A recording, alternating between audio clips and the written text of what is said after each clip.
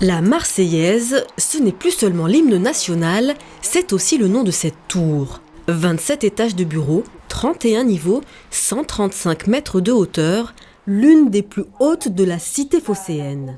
Un concentré d'innovation et de technologie, unique en Europe de sa conception à sa construction.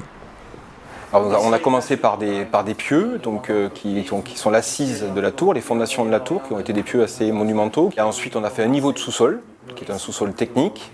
Et après, on a démarré par le plancher du plancher bas du rez-de-chaussée et on a monté le noyau grimpant. Aujourd'hui, vous voyez la différence entre la charpente métallique, qui est le squelette de la tour, et on appelle la colonne vertébrale le noyau autogrimpant.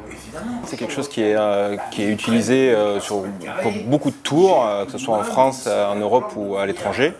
Ce que ça fait gagner, c'est surtout l'utilisation de grues, c'est-à-dire qu'on n'a pas besoin d'utiliser la grue pour hisser, et donc ça permet de pouvoir utiliser la grue pour faire autre chose. Érigée au cœur d'Euroméditerranée, elle est signée Jean Nouvel.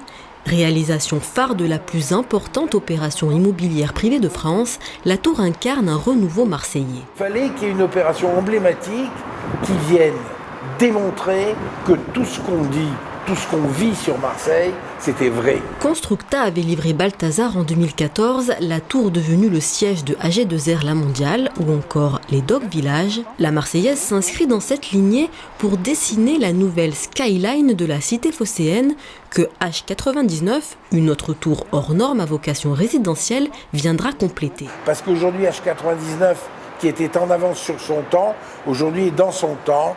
Et donc H99 devrait démarrer au plus tard au premier trimestre 2018, puisqu'on est en négociation sur des ventes en bloc des 2 premiers niveaux.